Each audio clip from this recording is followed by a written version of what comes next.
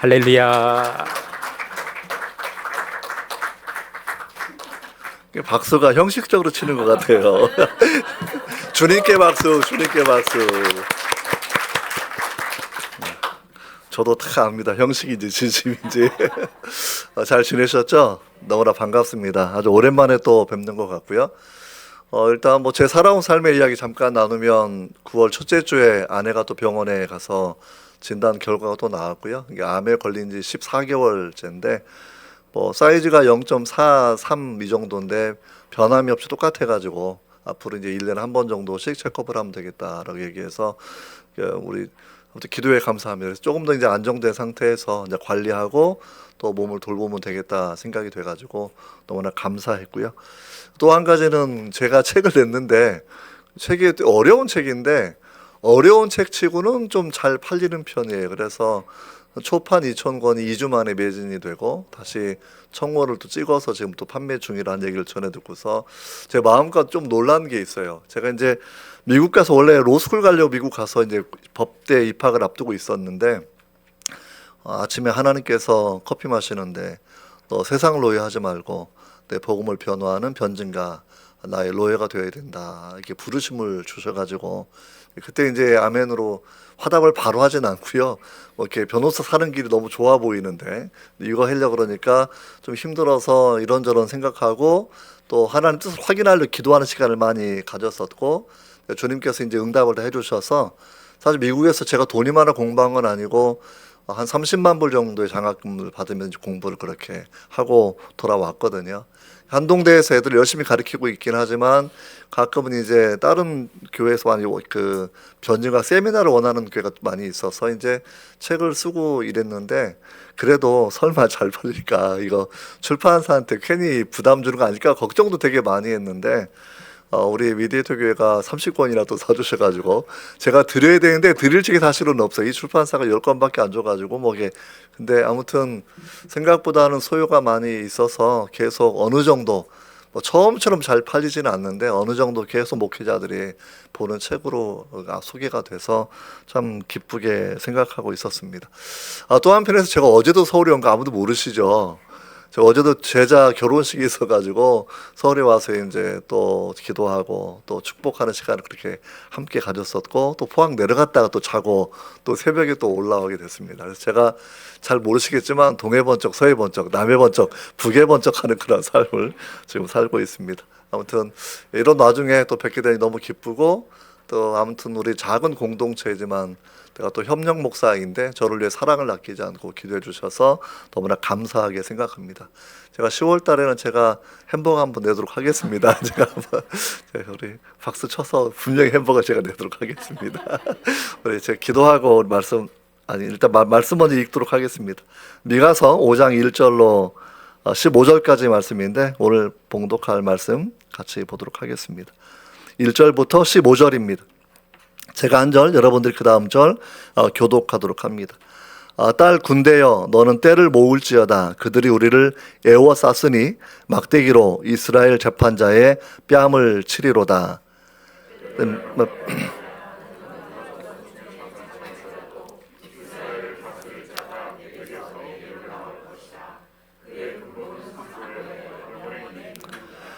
그러므로 여인이 해산하기까지 그들을 붙여두시겠고 그 후에는 그의 형제 가운데 남은 자가 이스라엘 자손에게로 돌아오리니 능력과 그의 하나님 여호와 이름의 위엄을 의지하고 서서 목축하니 그들이 거주할 것이라. 그가 창대하여 땅끝까지 미치리라.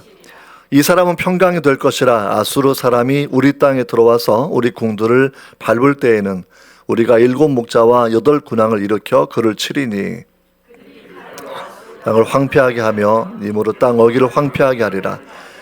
아수르 사람이 우리 땅에 들어와서 우리 지경을 밟을 때에는 그가 우리를 그에게서 건져내리라.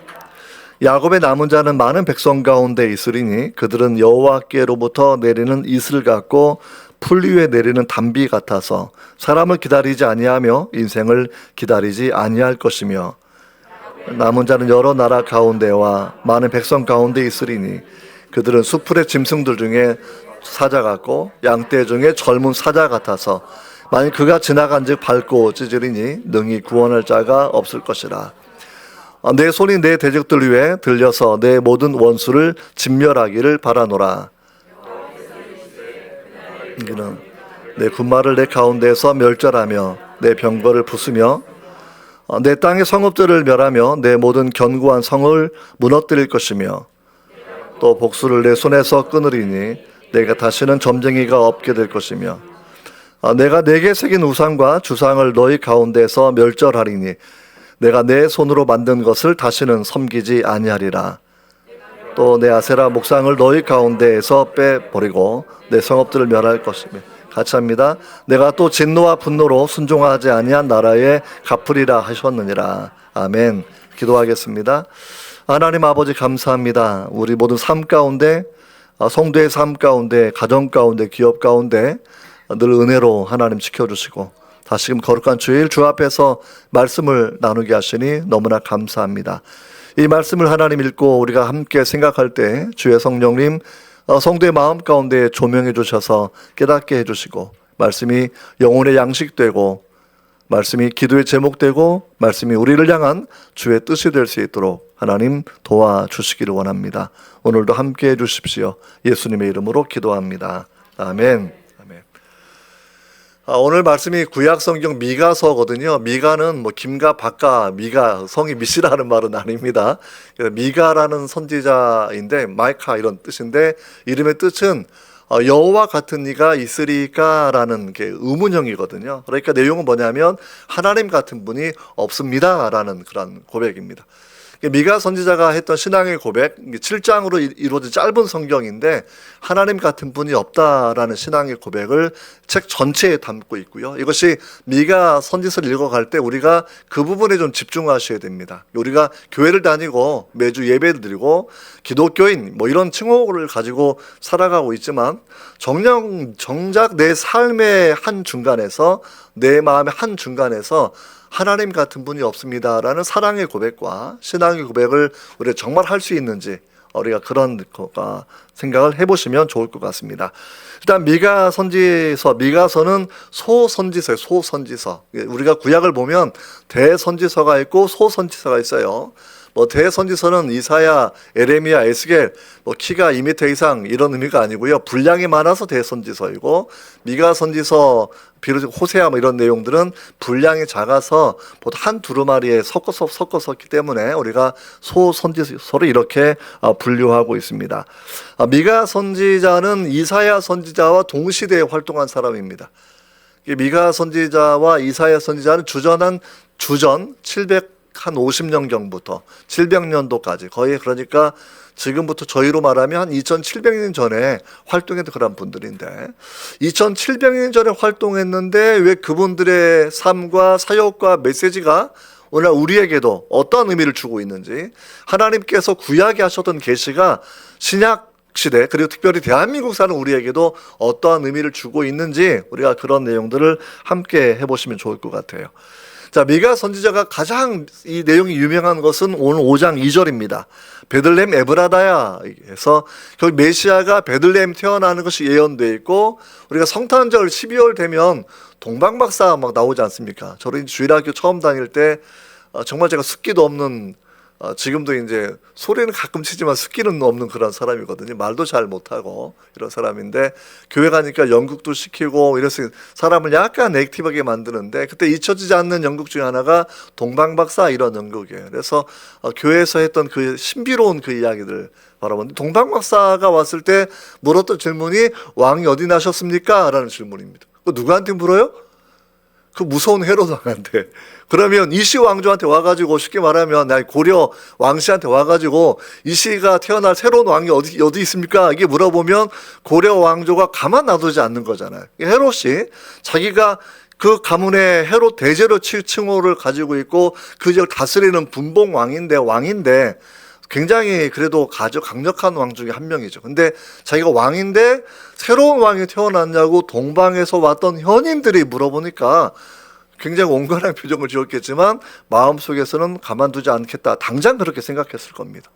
그런 배경 가운데 서기관들, 성경을 아는 사람들, 대제사장들 이 사람들이 사실은 메시아가 어디 태어나는지 신고하는 거죠, 사실은요.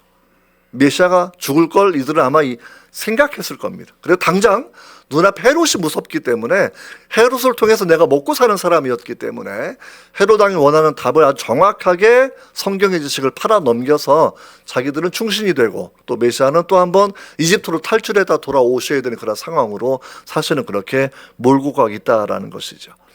우리 미가서 제가 배경을 말씀드린 이유는 주전 700년대의 그런 상황들, 우시아 왕이 죽고 히스기야 왕이 있던 때, 그리고 사역의 한 중간에 주전 722년은 아수르라고 하는 역사상 가장 무섭고 잔인한 나라가 북부 이스라엘 왕국 10개 지파가 있었던 그 왕국을 완벽하게 괴멸시켜서 그저 피가 다 섞여버리고 수많은 사람이 살육당하고 노예를 끌려간 무서운 시대의 상황이었다라는 거예요. 그런 상황 가운데서 남부 2개 작은 지파, 베냐민 지파하고 유다 지파를 맡고 있는 조그만 왕국, 정말 조그만 왕국이죠. 그 왕국에서 사역하는 이 미가의 마음이, 그리고 이사의 마음이 어떠한 마음이었을까라는 부분을 먼저 염두에 두셔야 돼요. 우리가 요즘에 국제정치가 왔다 갔다 하니까 좀 혼란스럽긴 한데 이거는 정말 세 발이 피라는 겁니다. 그냥 쉽게 말하면 북한 다 멸망했다고 치면 되는 거고요. 그냥 도륙을 당했다 생각하면 되는 거예요. 그 정도의 상황이 있었던 때 미가 선지자는 신앙의 고백이 주와 같은 이 어디 있겠습니까? 라는 그런 고백을 하고 있는 것이고, 우리가 이런 신앙 고백을 통해서 하나님께서 우리에게 무엇을 원하시는지 우리 삶의 적용도 또 함께 해보시면 좋을 것 같습니다. 자, 5장 1절부터 우리가 6절 4절까지 바라본다고 하면, 첫 번째는 메시아가 태어나는 상황을 이렇게 말씀을 쭉 해주고 계시는 거예요. 자, 1절을 바라보시면 이렇게 돼요. 1절을 바라보시면 같이 천천히 읽어보시죠. 시작. 딸 군대여, 너는 때를 모을지어다. 그들이 우리를 애워쌌으니 막대기로 이스라엘 재판자의 뺨을 치리로다. 이거 굉장히 불편한 얘기 사실은요. 딸이라는 그런 표현은 하나님께서 이스라엘 백성들을 가끔 딸처럼 표시하는 부분이 있기 때문에 저는 이제 딱 딸 생각하면 마음에 딱 와요. 제가 딸과 보거든요. 그러니까 더 마음에 가고 더 연약하게 생각을 하고 더 안타까워하는 그런 마음들.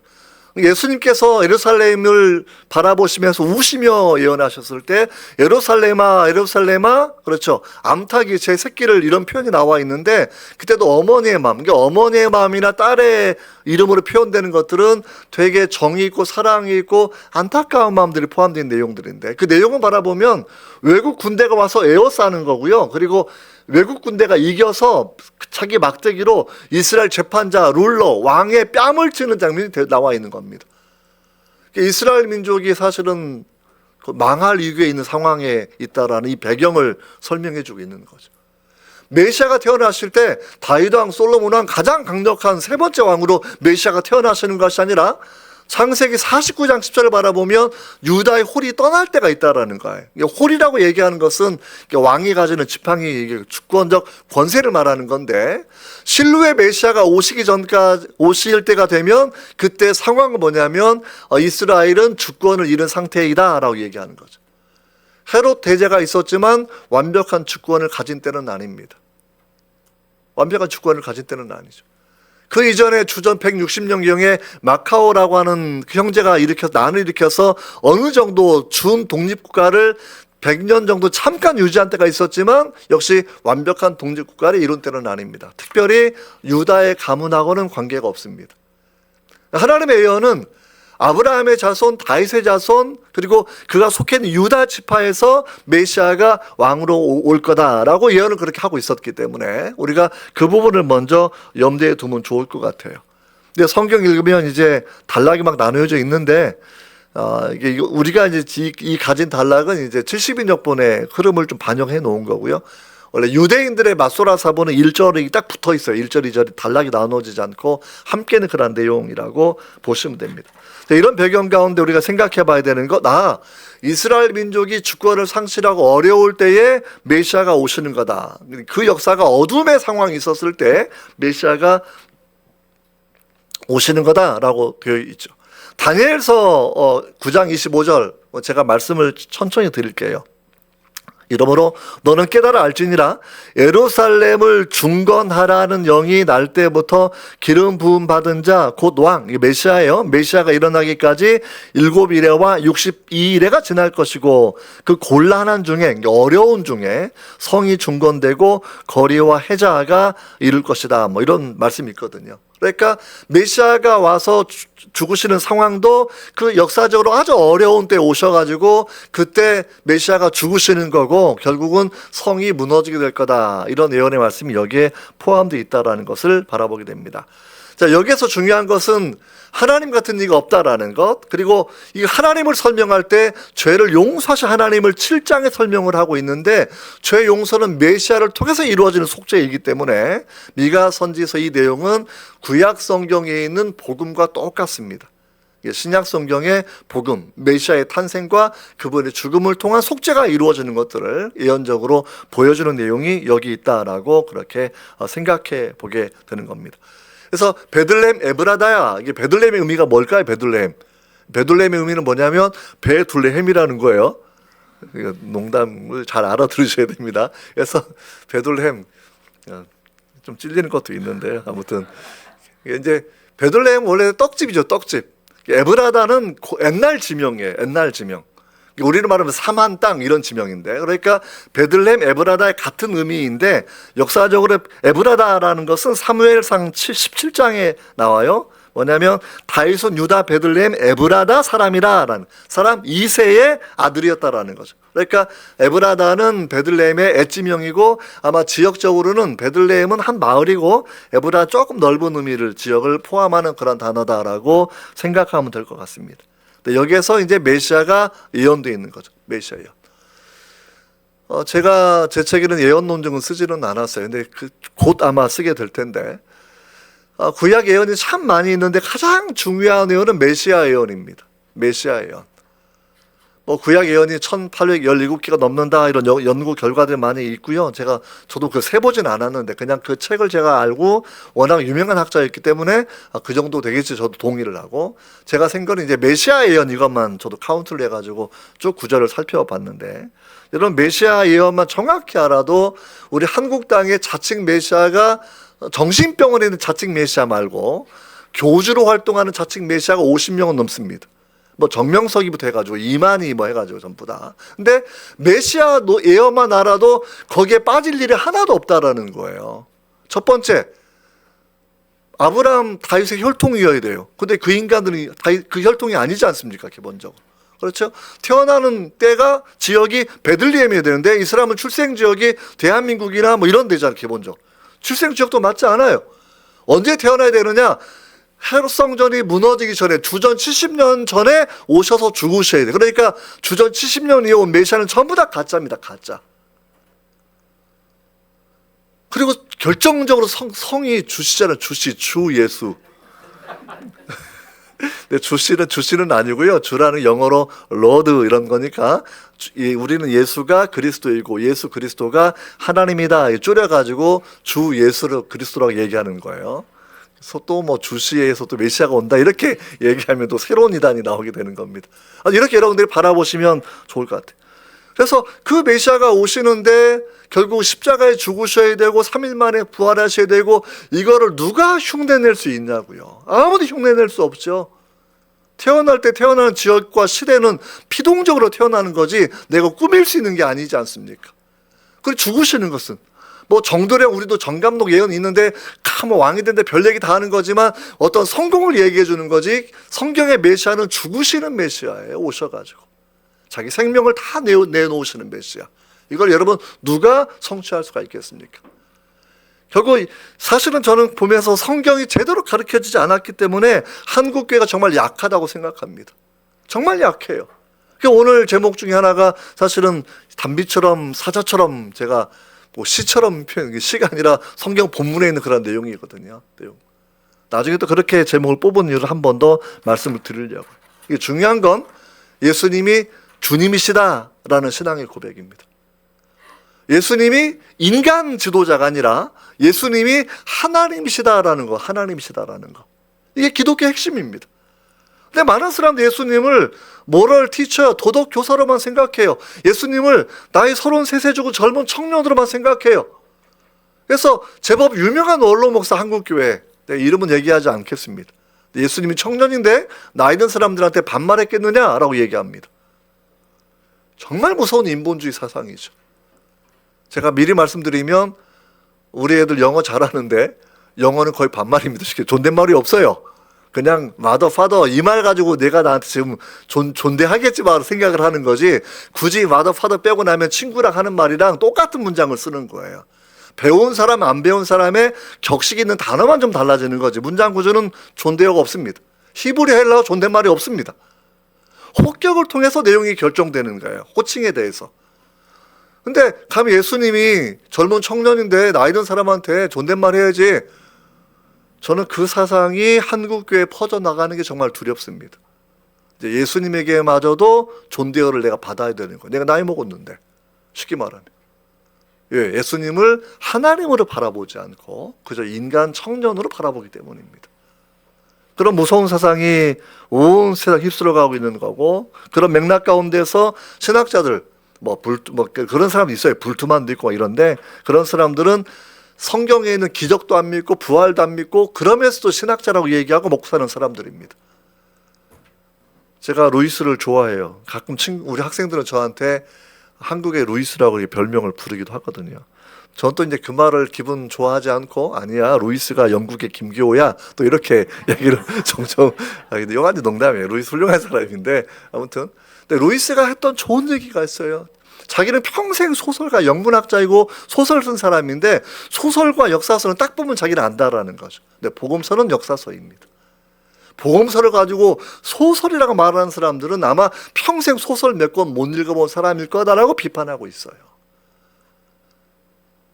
그래서 그들은 소설 같으니까 예수님의 신화, 기적도 부활도 다 신화처리 해가지고 신화 빼자, 그리고 도덕적인 교훈만 말씀하셨던 젊은 청년 예수, 이것만, 그래서 원수를 사랑하라, 이것만 강조하는 예수를 만들려고 노력을 하고 있다는 겁니다. 네, 그러면 우리는 주님을 놓치게 됩니다. 예수가 구약 예언된 메시아이고 그 메시아는 하나님이신 거죠. 이 기독교인의 신앙 고백입니다. 신앙 고백. 그래서 이제 우리가 하나님이신 예수님이 어떠한 일을 하시느냐가 4절 6절까지 나와 있거든요. 메시아의 사역에 대한 이야기가 여러분 좀 기록되어 있습니다. 4절을 바라보시면 같이 4절을 읽어보도록 하죠. 시작. 그가 여호와의 능력과 그의 하나님 여호와의 이름에 영을 의지하고 서서 목축하리 그들이 거주할 것이라.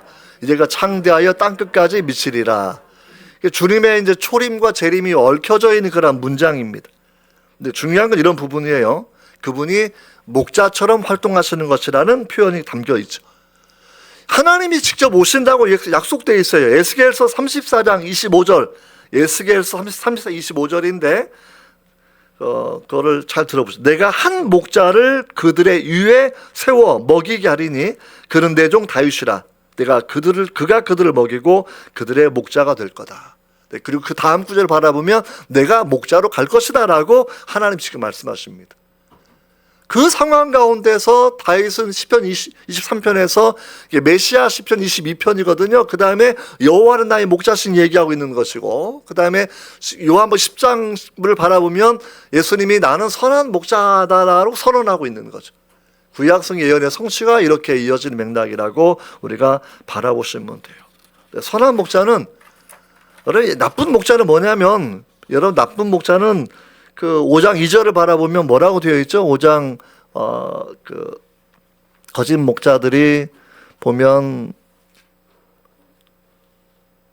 5장 2절이 아니고 그 내 백성의 가죽을 벗기고 뼈에서 살을 뜯는다라 되어 있는데, 예수님은 양을 뜯어먹는 존재가 아니라 자신의 생명을 내어주시는 목자라고 그렇게 묘사를 하고 있는 거거든요.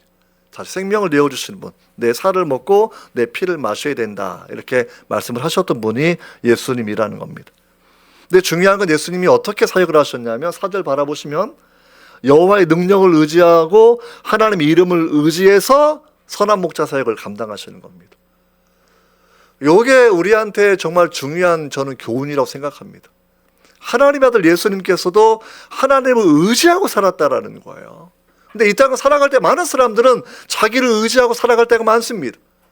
자신의 권력을 의지하고 자신의 재정을 의지하고 자신의 신체의 건강함을 의지하고 자신의 이런 것들 의지해서, 그런 의지하면 뭐냐면 예수님은 하나님만 의지하니까 습관을 따라서 기도하는 삶을 사시는 거예요. 모든 기적을 행하실 때마다 기도하시면서 하시는 거예요. 사도를 뽑으실 때 기도하시면서 하시는 거예요. 예수님은 기도하는 모범을 우리에게 보여주시는 거죠. 하나님을 의지한다라는 것은 나의 기도 시간과 연결됩니다. 하나님을 의지하십니까? 그러면 기도하는 습관이 나한테 있어야 돼요. 그게 의지하는 겁니다. 내가 무릎을 꿇고 하나님께 아뢰는 시간이죠. 뭐 때로는 재정을 구하셔도 되고, 우리 건강을 위해 구하셔도 되고, 또 더 크게 나아가서 하나님 나라와 하나님 의를 구하는 더 넓고 큰 기도 우리가 하는 것도 주님이 명령하신 거 아니겠습니까? 요한복음 15장 말아보면 너희가 나를 떠나서는 아무것도 할 수 없다. 이거 주님의 선언이에요. 많은 사람들은 예수님 떠나서 합니다. 왜? 프로그램이 할 수 있고, 재정이 일을 할 수 있고, 자기 재능으로 또 일을 할 수 있으니까 그렇게 살아간다라는 거죠. 예수님이 기도함으로 하나님을 의지하는 것을 보여주셨다고 하면 우리도 기도하는 것으로 하나님을 내가 의지하고 살아간다라는 것을 여러분 그렇게 보여주셔야 합니다. 여러분 정말 우리가 이 부분을 잘 나누면 좋을 것 같습니다. 그래서 우리의 평강이 되신다라는 이야기 5절 윗부분에 우리의 평강이 되실 것이다. 주님이 제일 먼저 주기 원하셨던 것은 하나님의 평강을 주기를 원하시는 겁니다. 샬롬 엘리야킴 얘기하는 뭐냐면 너에게 평강이 있을지어다. 부활하신 예수께서 제일 처음 하셨던 말씀이 그 이야기입니다. 제자들이 숨어서 문 닫고 숨어 있는데 주님이 문도 안 열고 쭉쭉 들어오셨어요. 가운데 들어오셔가지고 제자 한가운데 서서 손과 옆구리를 보여주시면서 너희에게 평강이 있을지어다. 숨을 내쉬면서 성령을 받을지어다. 두 가지 말씀하셨고, 세 번째는 죄를 사하라 이런 말씀을 하셨다는 우리가 요한복음에 기억하고 있지 않습니까? 평강은 어디서 오는 거냐면 주님의 손바닥과 옆구리에서 오는 겁니다. 그분이 우리를 위해 죽으셨기 때문에 하나님의 진노 대신에 하나님의 평화를 우리가 받게 되는 거죠. 그게 진정한 평화입니다. 내가 불면증이 있고 내가 밤에 불 끄는 게 무섭고 뭐 사람이 그럴 수도 있죠. 그러면 자기 마음 가운데 하나님이 주시는 평강이 없다라고 판단하셔야 됩니다. 그럼 내가 예수의 십자가의 공로를 의지하고 살아가고 있는지, 그걸 의지하고 나면 죽음도 무섭지 않고 언제든지 하나님 앞에 설 수 있는 그런 상황이 되는 것이겠지만, 그게 없다고 하면 늘 죽음은 무서운 것이고 하나님 앞에 갈 수 있을까 여러분 걱정하고 여러분 살아가는 것이 분명히 아니겠습니까? 여러분 7절 이하를 바라보시면 오늘 설교의 가장 중요한 포인트를 이제 좀 나누려고 7절을 바라보시면 7절 8절을 같이 한번 읽어보도록 하죠. 시작. 야곱의 남은 자는 많은 백성 가운데 있으리니 그들은 여호와께로부터 내리는 이슬 같고 풀 위에 내리는 담비 같아서 사람을 기다리지 아니하며 인생을 기다리지 아니할 것이며, 야곱의 남은 자는 여러 나라 가운데와 많은 백성 가운데 있으리니 그들은 숲풀의 짐승들 중에 사자 같고 양떼 중에 젊은 사자 같아서 만일 그가 지나간즉 밟고 찢으리니 능히 구원할 자가 없을 것이다. 7절은 이슬 같다, 담비 같다 이야기하고 있어요. 남은 자란 뭐냐면 이중적 의미예요. 이때는 유다 왕국이 멸망하기 전인데 멸망할 거라고 지금 이야기하는 거예요. 죄가 많아서 피할 길이, 계속 회개를 이야기하죠. 이때도 회개 안 했고 나중에 에레미야가 와서 멸망 직전까지 회개를 촉구했지만 회개하지 않습니다. 결국 죄가 쌓이면 심판, 우리가 자녀가 잘못하면 매 들 수밖에, 매 다 안 들어보신 얼굴이신데, 그래서 잠언대로 하면 매 아끼면 자녀 망치는 겁니다. 근데 손찌검은 하지 마세요. 성경은 손찌검하라고 말하지 않습니다. 손찌검하면 열받아요. 그거는 부모 자식이라도 잘못된 상대 많은 거고, 성경은 죄에 대해서는 지적하고 하나님 말씀으로 훈육하되 사랑의 매는 들어야 된다 이렇게 우리에게 권고하고 있죠. 근데 이제 그게 폭력이랑 몽둥이로 때리는 이런 건 아니고요. 매라는 건 이제 회초리 의미, 교훈의 의미를 가지는 그런 부분이기 때문에. 근데 남은 자랑 뭐냐면 유다가 멸망하고 그럼 진멸당해야 되는데 하나님의 은혜로 일부를 남겨주시는 거예요. 그래서 포로로 살다가 여러분 70년 후에 돌아오게 되는 겁니다.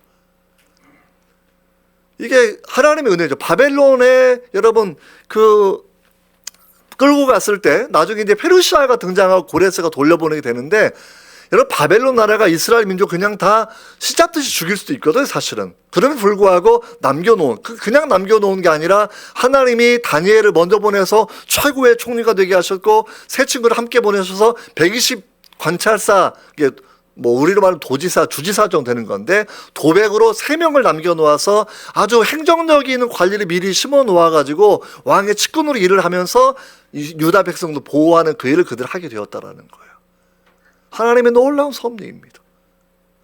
그렇지만 어떻게 그들이 보호가 되겠습니까? 그래서 유다 백성 끌려갈 때는 무슨 가문에 몇 명, 무슨 가문에 몇 명, 이게 끌려간 숫자가 나오고 70년 지나 돌아올 때는 무슨 가문에 몇 명이 돌아온지가 기록되어 있거든요. 이게 남은 자예요, 남은 자. 남은 자는 하나님이 죄는 심판하셨지만 메시아의 계보를 보존하기 위해서 하나님이 보호하시는 은총입니다.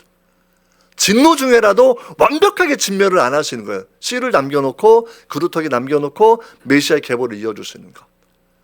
이게 남은 자 사상입니다. 신약성경 시대에는 우리 크리스찬들을 의미하죠. 하나님 앞에서 선택되고 왕 같은 제사장 되었던 사람들을 그렇게 하나님이 보호하지 아니하면 우리가 내일 아침을 해 뜰 거를 누가 장담할 수 있겠어요? 해 뜨는 것을 내가 내일도 볼 것이다. 누가 장담할 수가 있겠습니까? 주님이 부르시면 가야 되는 것이 인생의 여러분 한계가 아니겠습니까? 자신의 사명을 다할 때까지만 사는 것이겠죠. 남은 자라는 것, 전능한 하나님이 그들을 돌아오게 하는 것, 전능한 하나님이 그들을 보호하시는, 다시 말하면 역사는 외형적으로 강대국이 약소국을 침탈해서 무너뜨리고 살육한다고 생각했지만 역사를 주관하시는 분은 강대국을 사용해서 이스라엘을 징치하셨지만 택한 자를 살려주시는 거예요. 역사의 주관자는 하나님이시기 때문입니다. 하나님이 역사 경영이죠. 역사 경영 가운데 우리가 거기 살아가는 건데, 근데 그걸 설명하는 게 이제 7절의 의미인데, 남은 자는 어떻게 살아갈 거냐라고 얘기했을 때 이슬처럼 살아야 되고 단비처럼 살아야 되는데, 그 풀이가 뭐냐면 사람을 기다리지 아니하고 인생을 기다리지 않는 겁니다. 이슬은 일교차로 내리는 거죠. 단비는 소나기예요. 거기 봄비와 가을비 같은 건데 소나기를 풍성히 쫙 한번 쏟아부는 그런 비입니다. 이것은 하나님이 주시는 거죠. 이슬도 하나님의 창조의 섭리이고 단비도 하나님 주시는 겁니다. 남은 자는 그 단비를 공급받고 살아야 되는 겁니다. 성령의 이슬을 공급받고 살아야 되고 성령의 강물을 공급받고 살아야 되고, 그래서 사람을 의지하지 아니하고 하나님을 바라보고 여호와만 바라보고 사는 신앙인의 자세가 남은 자, 이것이 크리스찬들의 삶의 자세다라고 그렇게 생각합니다. 우리는 남은 자 때문에 위로를 가져요. 역사가 진행되고 때로 어려워지는 순간이 온다 그래도 하나님은 남길 자는 남겨놓고 복음을 전하게 하실 것입니다. 주님이 다시 오실 때까지 그 사명을 감당하게 하실 거다라고 우리 그렇게 믿고 살아가야 되는 것이죠.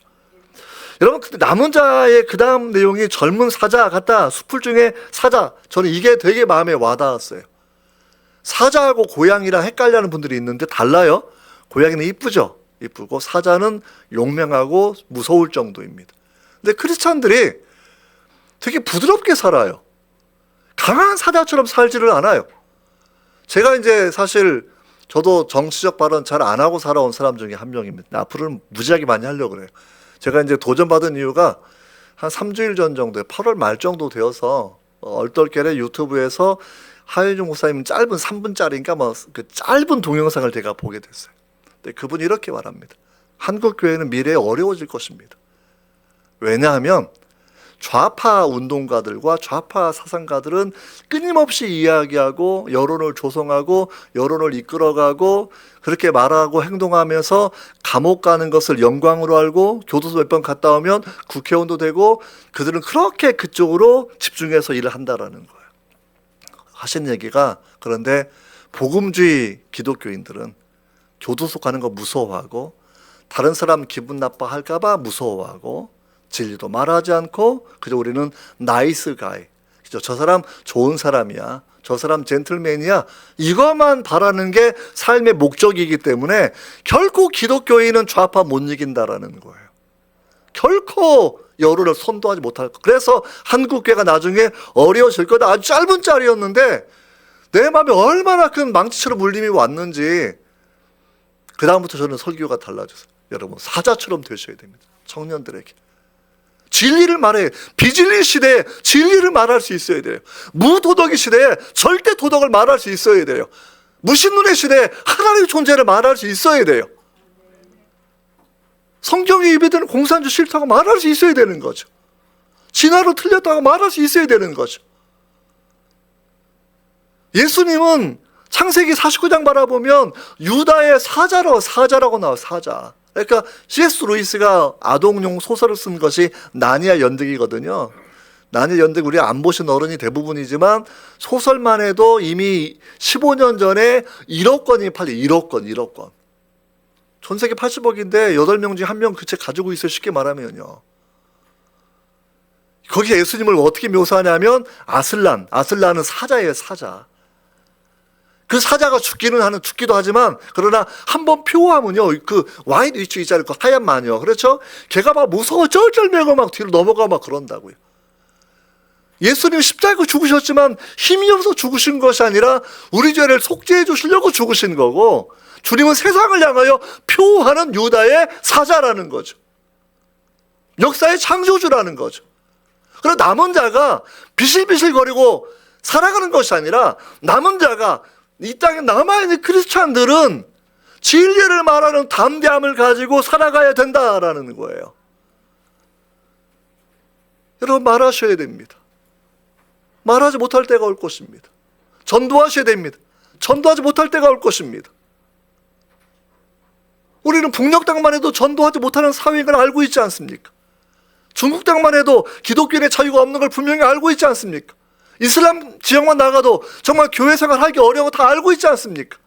우리 정말 운이 좋아서 대한민국에 잠깐 민주주의가 발달한 그 나라, 돈이 좀 많아 잘 살기는 이 나라에 살고 있지만 50대의 많은 목사들, 공산주의도 좋다고 말하는 목사가 지금 세고 셌습니다. 괜찮다라는 거예요. 전부 다. 성경과 위배가 되는 사상인데, 근데 그거 말하면 깨어있는 목사예요. 깨어있는 목사. 그렇게 자기 생각합니다.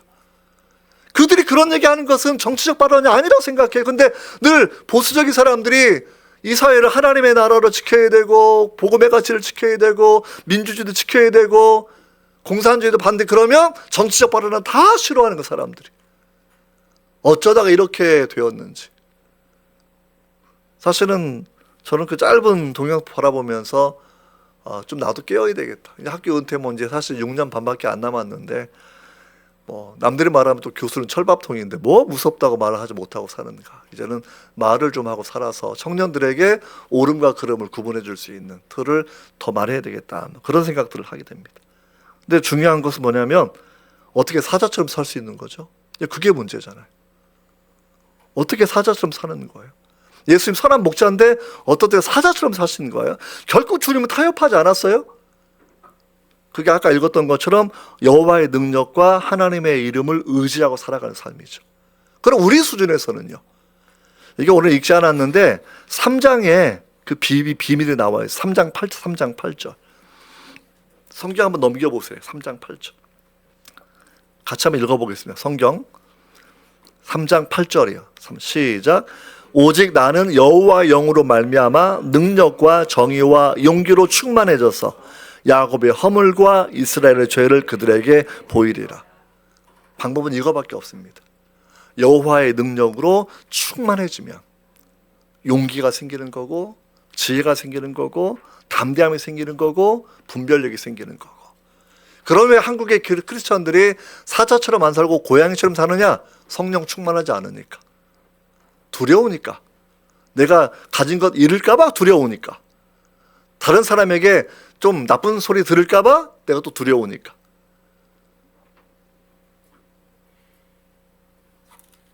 여러분, 남은 자는 신약 시대에는 크리스천입니다. 메시아 시대를 계속 전하고 복음을 전하고 주님의 오심을 준비하는 성도들의 삶이 남은 자의 삶이다라고 생각합니다. 정말 한국교회가 그래서 제가 다 어디 데모하라 이런 얘기 아니에요. 최소한 말은 하셔야 돼요. 옳음과 그름에 대해서, 진리와 비진리에 대해서. 우리가 왜 차별적 포괄 금지법을 반대해야 되는 것인지 그 이유는 다 말을 해야 된다는 거죠. 그죠. 좋은 게 좋은 거라고 진리도 없는 사람처럼 이렇게 살아가는 것이 아니라 예수의 사람이 분명히 되어야 됩니다. 남은 자가 살아가는 방법을 10절부터 15절에 설명해 주고 있어요. 10절을 바라보시면 군사력과 군마, 병거 의지하지 말아라 라는 겁니다. 이건 무슨 얘기냐면 예루살렘의 사람들이 나라는 조그만한데 때로는 고집스럽게 살아온 사람들이거든요. 거기가 예루살렘에 살던 왕들이. 왜 그랬냐면 그게 고지대예요. 예루살렘을 성지순례 한번 꼭 가보시기 바랍니다. 아멘 하십시오. 아멘. 가시면 달라져요. 이게 성경 읽는 게 보는 게 관점이 달라져요. 저도 딱 한 번밖에 저는 원래 갈 필요 없다고 생각했던 사람이에요. 왜냐하면 돈도 없고 공부할 때 또 와이프하고 애들이 있는데 혼자 가는 것도 양심 찔려서 안 가고 학교에서 기회를 줘도. 근데 이제 DVD 열심히 봐가지고 예루살렘 대충 다 알고 있어요. 근데 막상 가가지고 갈릴리에 내 발을 퐁당 담았을 때 그 발의 물에 담으셨던 주님과 사도들의 생각이 조금 나더라고요. 여기에서 사역하셨구나. 여기서 그물을 내리셨구나라는 거. 여기서 베드로가 빠져가지고 할프미 살려주세요, 세이브미 외쳤던 데가 여기였구나라는 것. 정말 성경의 현장이 성경의 현장들. 전쟁에 잦아들면 한번 꼭 가보셔야 됩니다. 가면 성경이 새롭게 이해가 됩니다. 저는 한 번 또 가려고 그래요. 그리고 그래서 최소한 3번은 가고 하나님 나라 가야 되지 않을까 생각을 하고 있는데 그래서 제가 갈릴리 호수에서 돌멩이나 주워온 거 아무 모르시죠? 무단 반출을 했는데 조약돌을 딱 주워가지고 제 연구실에 갈릴리 써놨어요. 갈릴리. 그 돌은 갈릴리 돌입니다. 갈릴리 돌. 가끔 바라보면서 그 장소를 그렇게 생각을 하고 있어요. 근데 여러분 예루살렘이 얼마나 대단한 거냐면 이게 800도 넘는 높은 지대에 있는 거잖아요. 근데 3면이 이 흰놈 골짜기라고 골짜기가 그 예루살렘을 쭉 둘러싸고 있어요. 그러니까 아무도 공격 못하는 겁니다. 한쪽 입구만 이제 성이 얼마나 성벽이 두꺼운지 여러분 그게 망루가 30m고 높이가 20m 3중 성벽으로 막아놓은 성이 그 지역이에요. 그러니까 예수님이 돌아가시고 나서 AD 70년 예루살렘의 반란을 진압하려고 로마의 3개 군단이 파견되었을 때 그때 티도스 장군이 예루살렘을 함부로 공격 못한 겁니다. 공격이 안 돼요. 그렇게 전쟁에 능한 장군이 와도 쉽게 공격이 안 돼요. 그래 아수르와 바벨론이 쉽게 공격이 안 돼서 기본적으로 1년, 2년은 포위하고 기다려요. 식량이 떨어질 때까지 기다리는 게 대부분의 경우에는요. 근데 거기에 우시아 왕 옛날 이사야 때 우시아 왕이 여러분 얼마나 대단했냐면 그 성을 다 만들어 놓고 그 옛날에 중세 영화 바라보면 투석기 날리는 거. 투석기를 다 거기 설치해 놓은 거예요. 그러니까 웬만하면 골짜기는 못 들어오고요. 이쪽은 3중 성벽이고 투석기 달아놓고 돌멩이만 날아가고 그러니까 자신만만한 거죠. 군대 많고 웬만하면 무너지지 않는 성이라는 거예요. 근데 이게 하나님 의지하지 않고 자기만 의지할 때 일어나는 현상입니다. 실제 히스기야는 아수르를 전쟁에 이긴 게 아니라 천사가 아수르의 18만 5천 명 대군을 쳐서 그들이 죽은 거거든요. 싸워 이긴 거 아니에요, 사실은. 하나님 보호가 떠나니까 그 성이 무너지는 거죠. 586년 전에 무너졌고 또 헤롯 예수님 그 이후에도 그 성이 박살이 나서 그 수많은 사람이 노예로 끌려가고 여러분 죽지 않았겠습니까? 나라에 군대 필요합니다. 근데 군대만 의지하면 안 됩니다. 하나님 떠나면 군사력 무용지물입니다. 두 번째가 뭐냐면 복수를 그치고 점장이가 없게 하라는 거죠. 우리나라 반성해야죠. 우리나라. 그렇죠? 점치고 철학관 이름 짓고 이게 60 몇 년 전 통계가 최소한 30만 명에서 60만 명 정도 그걸로 먹고 사는 사람들이라는 겁니다. 우상의 나라죠. 완전히. 오죽하면 기독교인 환영 이런 푯말도 막 써놓는다 그래. 그런 데서 기독교인 환영, 목사 장로도 환영, 비밀 보장 이런 거 전부 다. 저도 못 썼습니다. 말하고 나니까. 실제 그런 신문 광고들이 본 적도 있어요. 얼마나 대단해요. 얼마나 대단하. 근데 중요한 거 뭡니까? 하나님 외에는 인생의 길흉 화복을 물어보지 마십시오. 하나님께만 나아가야 참된 복을 받게 된다라는 거죠. 그래서 우리나라는 지금 특검 보러 복잡하긴 한데 진짜 정치인들이 이렇게 관련된 것도 마음이 아프지만 그다음에 그 다음 절에 우상과 주상. 남쪽은 만문이 우상이고 북쪽은 김씨 일가가 우상이죠. 그래서 이 남쪽이나 북쪽이나 지금 난리난 상황이 사실이다. 근데 계속 한쪽은 북쪽을 너무나 좋아하는 분들이 이 땅에 많아서 마음이 되게 아픈 거예요. 그거는 아닌데, 성경하고 커뮤니즘하고는 일치되는 사상이 아닌데 왜 저렇게 좋아하는 것일까? 제 페북에도 그런 목사님들 많습니다. 신학자들 얼마나 진짜인지 모릅니다. 민족주의란 이름을 하나 가지고 전부 다. 우리가 이렇게 혼란스러운 시대를 살아가고 있고 하나님은 우리에게 이 말씀을 통해서 이제 적용해 보기를 저는 원하신다 생각합니다. 딱 세 가지만 말씀드리려고. 첫 번째, 대제사장과 서기관들이 성경을 알고 있었지만 헤롯 왕이 물었을 때 메시아가 공경에 빠질 걸 알면서도 다 고자질했습니다. 성경을 알고 있는 게 중요한 것이 아니라 메시아를 만나야 되는 겁니다.